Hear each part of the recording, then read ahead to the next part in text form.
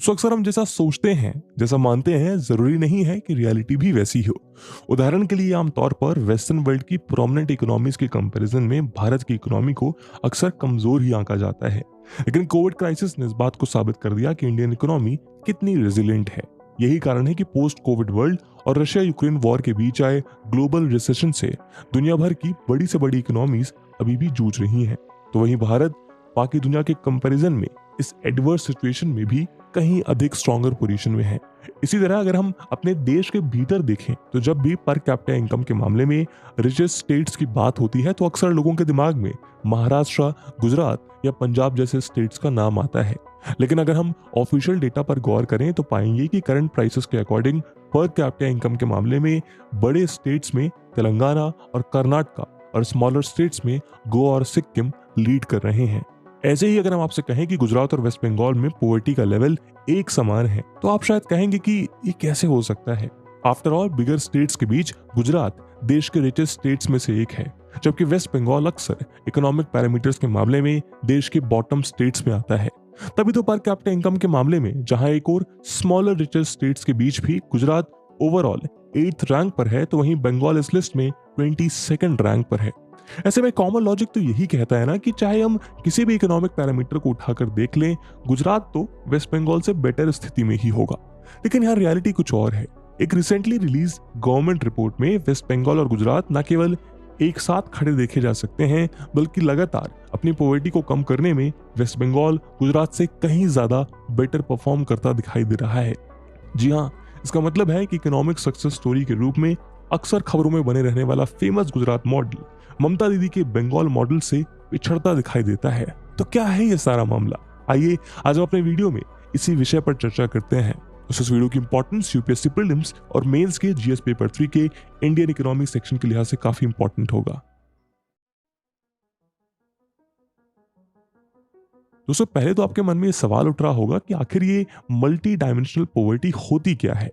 तो देखिए, देश में पॉवर्टी के एक्चुअल लेवल को मेजर करने के लिए केवल स्टैंडर्ड इनकम मेट्रिक पर रिलाई करके फाइनेंशियल पॉवर्टी पर सेंटर्ड रहने के बजाय नीति आयोग 12 डिफरेंट इंडिकेटर्स की मदद से देश में पॉवर्टी लेवल को एसेस करती है। ये सभी 12 इंडिकेटर्स हेल्थ, एजुकेशन और स्टैंडर्ड ऑफ लिविंग की 3 डिफरेंट कैटेगरीज में क्लब्ड होते हैं, जिससे अलग अलग इंडिकेटर्स की मदद से देश के हर रीजन में पॉवर्टी की मल्टी डायमेंशनैलिटी का पता चलता है।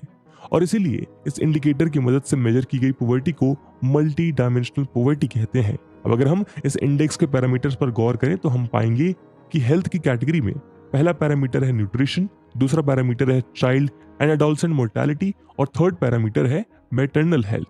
इसी तरह अगर हम इस इंडेक्स के एजुकेशन की कैटेगरी पर गौर करें तो इसके 2 पैरामीटर्स हैं, पहला ईयर्स ऑफ स्कूलिंग और दूसरा स्कूल अटेंडेंस। जबकि अगर हम इस इंडेक्स की थर्ड और last category standard of living पर गौर करें तो इसे जज करने के टोटल 7 पैरामीटर्स हैं, जो कि इनके एक्सेसिबिलिटी पर डिपेंडेंट हैं। ये पैरामीटर्स हैं cooking fuel, sanitation, drinking water, housing, electricity, assets और बैंक अकाउंट। इन 12 पैरामीटर्स में से 10 यूएन द्वारा मेजर किए जाने वाले global multi dimensional poverty index से मैच करते हैं।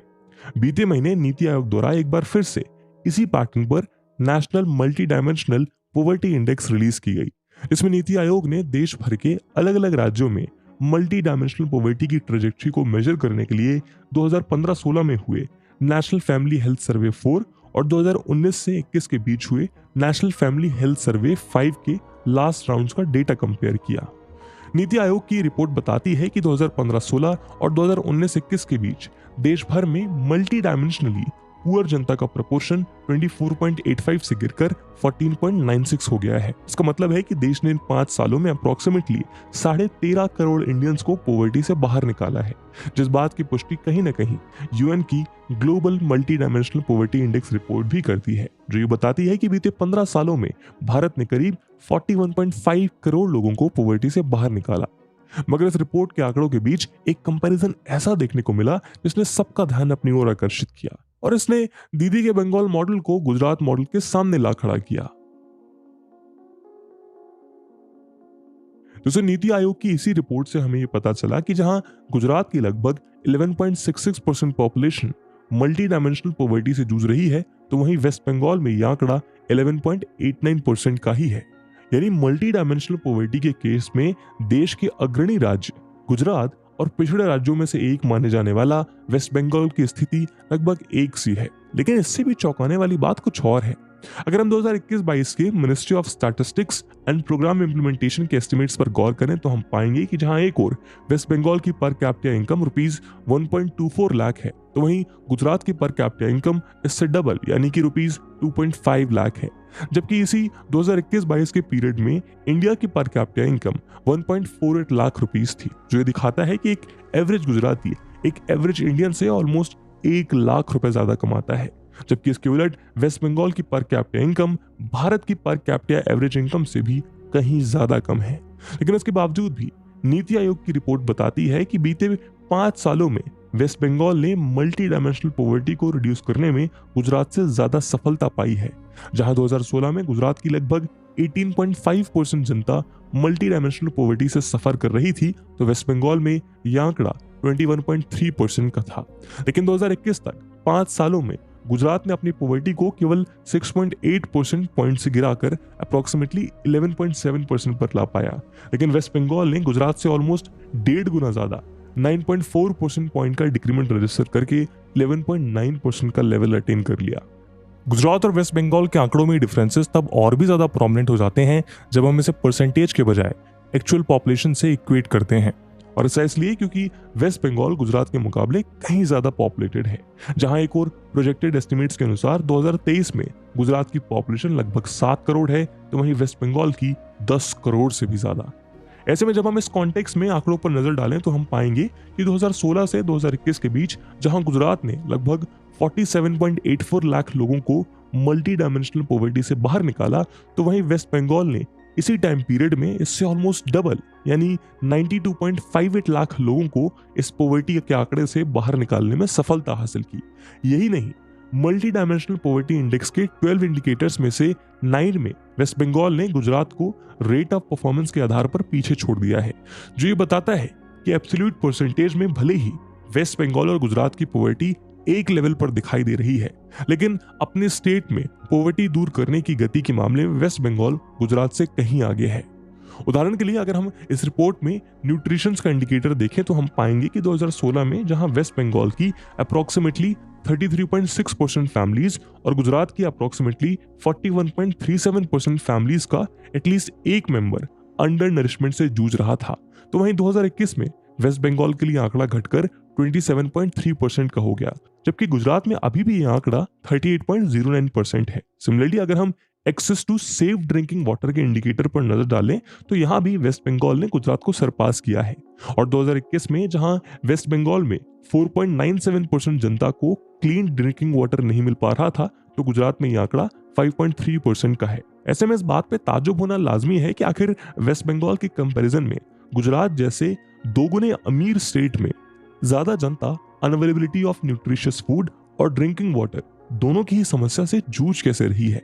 इसी तरह अगर हम सैनिटेशन का इंडिकेटर देखें तो इसमें भी जहां गुजरात में 2016 से 2021 तक ये डेप्रीवेशन इंडिकेटर 37 to 26% पर आ गया, यानी 11 पॉइंट का डिक्रीमेंट, तो वहीं वेस्ट बंगाल ने 2016 से 2021 के बीच 47.8% के आंकड़े को गिराकर 32% कर लिया, यानी गुजरात से ऑलमोस्ट 1.5 गुना ज्यादा। इसका मतलब 16 पॉइंट का डिक्रीमेंट इस पर्टिकुलर आंकड़े में देखा गया। यहां तक कि नेशनल फैमिली हेल्थ सर्वे का स्पेसिफिक डेटा दर्शाता है कि गुजरात में चाइल्ड मोर्टेलिटी रेट्स भी वेस्ट बंगाल के कंपैरिजन में कहीं ज्यादा है। ऐसे में 12 में से सिर्फ 3 वो इंडिकेटर्स हैं जहां गुजरात ने वेस्ट बंगाल को आउट परफॉर्म किया है, और वो है हाउसिंग, कुकिंग फ्यूल और इलेक्ट्रिसिटी। मगर अगर हम इन कॉम्प्लेक्स कंपैरिजन को छोड़कर यदि नीति आयोग रिपोर्ट के अकॉर्डिंग दोनों राज्यों के बीच इंटेंसिटी ऑफ पॉवर्टी यानी मल्टी डायमेंशनली पुअर पॉपुलेशन द्वारा एक्सपीरियंस की जाने वाली एवरेज एक्सटेंट ऑफ डेप्रीवेशन को कंपेयर करें तो हम पाएंगे कि भले ही परसेंटेज 11.7 या 11.9% के आधार पर गुजरात और वेस्ट बंगाल में multi dimensional poverty similar level पर दिखाई दे, मगर intensity of deprivation West Bengal की अपेक्षा गुजरात में कहीं ज्यादा है। जहां 2016 में पॉवर्टी इंटेंसिटी गुजरात में 44.9% थी, वहीं वेस्ट बंगाल में ये 45.5% थी, जबकि 2021 में गुजरात में ये आंकड़ा 43.25% पर है और वेस्ट बंगाल में ये कंसिडरेबली गिरकर 42.35% पर आ गया है, जो इंडिकेट करता है कि वेस्ट बंगाल में पुअरर सेक्शन को गुजरात के कंपैरिजन में मल्टी डायमेंशनल पॉवर्टी की इंटेंसिटी भी कम झेलनी पड़ रही है।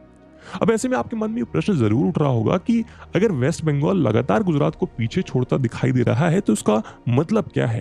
क्या गुजरात की one of the richest state होने की बात झूठी है? तो इसको भी समझते हैं।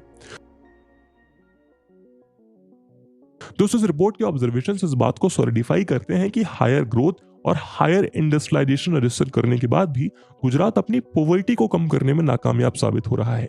वेस्ट बंगाल से डबल पर कैपिटा इनकम और परसेंटेज के हिसाब से उसी के बराबर मल्टी डायमेंशनल पॉवर्टी लेवल होना ये शो करता है कि गुजरात में इनकम डिस्पैरिटी और इनइक्वालिटी आसमान छू रही है। उदाहरण के लिए अगर हम नेशनल फैमिली हेल्थ सर्वे 5 के डेटा देखें तो हम पाएंगे कि ये सभी हाउसहोल्ड्स को उनके एसेट क्विंटल्स के बेसिस पर बॉटम टू टॉप 20% में डिवाइड करता है।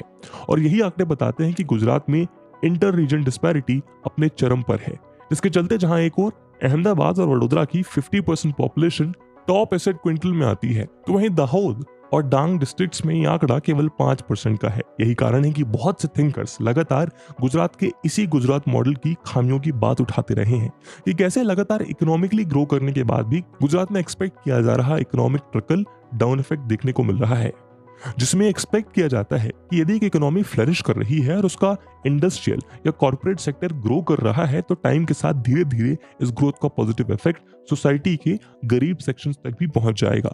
मगर क्लियरली गुजरात में ऐसा नहीं हो रहा है।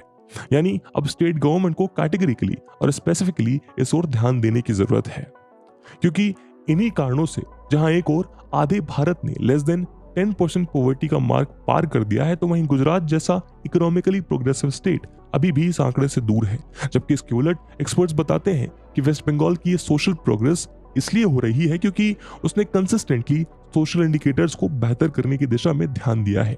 उदाहरण के लिए think tank ideas for India की 2016 की एक रिपोर्ट बताती है कि कैसे वेस्ट बंगाल ने पीडीएस यानी पब्लिक डिस्ट्रीब्यूशन सिस्टम और विमेन और चिल्ड्रन की सोशल एजुकेशन की दिशा में लगातार ठोस कदम उठाए हैं।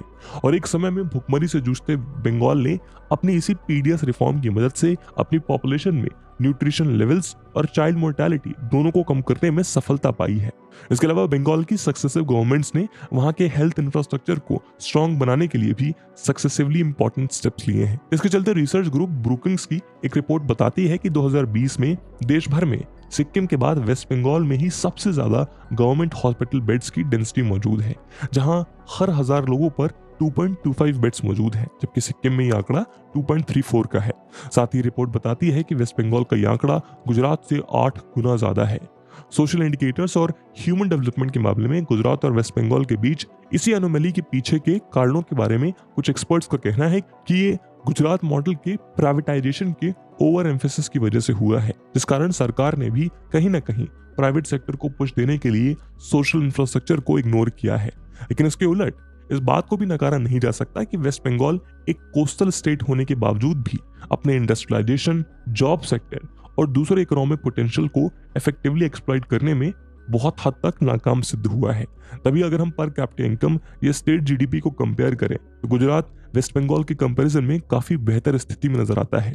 यही नहीं, वेस्ट बंगाल में 2008 में हुई टाटा नैनो सिंगूर कंट्रोवर्सी के 1.5 दशक बीत जाने के बाद भी आज भी वो लोगों की यादों में ताजा है। साथ ही वेस्ट बंगाल में बढ़ते सोशल कॉन्फ्लिक्ट और इलेक्शंस के दौरान होने वाले वायलेंसेस की वजह से यहाँ ईज ऑफ डूइंग बिजनेस भी लगातार बिगड़ता जा रहा है। ऐसे में कहना गलत नहीं होगा कि दोनों स्टेट्स को एक दूसरे के डेवलपमेंट मॉडल से सीखने की जरूरत है। वहीं गुजरात और गवर्नमेंट का ये कंपैरिजन तब और इंटरेस्टिंग हो जाता है जब हम इस ओर ध्यान देते हैं कि दोनों ही स्टेट्स में लॉन्ग टर्म से एक पर्टिकुलर पॉलिटिकल पार्टी की स्टेट गवर्नमेंट स्टैब्लिश्ड है। जैसे अगर हम गुजरात की बात करें तो यदि हम अक्टूबर 1996 से मार्च 1998 के बीच के पीरियड की स्प्लिंटर बीजेपी ग्रुप की गवर्नमेंट को नजरअंदाज कर दें तो ये कहा जा सकता है कि वहां 1995 से अब तक भारतीय जनता पार्टी की ही सरकार है। इसी तरह वेस्ट बंगाल में भी बीते 12 सालों से एआईटीएमसी की ममता बनर्जी शासन कर रही है। ऐसे में इन स्टेट्स की लॉन्ग टर्म स्टेबल गवर्नमेंट को देखते हुए इस बात को नकारा नहीं जा सकता कि इन दोनों ही स्टेट गवर्नमेंट के पास राज्य की वीकनेस पे वर्क करने का अच्छा खासा समय मिला है, जिसके चलते ये दोनों ही गवर्नमेंट्स अपनी जिम्मेदारी से पल्ला नहीं झाड़ सकती। अब इसे देखते हुए इन दोनों स्टेट्स को चाहिए कि अपने रिस्पेक्टिव शॉर्टकमिंग्स को दूर करें और किसी एक डेवलपमेंट मॉडल पर स्टिक रहने के बजाय बदलते समय और जरूरतों के अनुसार अपने इकोनॉमिक मॉडल और बजट एलोकेशंस में भी बदलाव करें। ताकि दोनों स्टेट्स में सोशल और इकोनॉमिक दोनों इंडिकेटर्स बेहतर हो सके। ऐसा करना इसलिए भी जरूरी है क्योंकि अगर हम ब्रॉडर पर्सपेक्टिव में देखें तो यदि भारत को आगे बढ़ना है तो उसके हर राज्य को अपने रिस्पेक्टिव शॉर्टकमिंग्स को दूर करके आगे बढ़ना है, क्योंकि तभी भारत इकोनॉमिक डेवलपमेंट के साथ साथ सोशल इंडिकेटर्स में भी आगे बढ़ पाएगा। और इस उम्मीद के साथ आज के वीडियो को हम यहीं विराम देते हैं। इस वीडियो की इंपॉर्टेंस यूपीएससी प्रीलिम्स और मेंस में देखते हुए एक सवाल हम आपके लिए छोड़कर जा रहे हैं जिसको आपको कमेंट सेक्शन में आंसर करना है। The question is, despite consistent experience of high growth, India still goes with the lowest indicators of human development. Examine the issues that make balanced and inclusive development elusive. And with this question, my friends, that's it for the video. I hope आपको video पसंद आई होगी, और अगर पसंद आई है तो अपने दोस्तों के साथ शेयर करना मत भूलिएगा। हम मिलते हैं अगले वीडियो में, तब तक के लिए जय हिंद, जय भारत।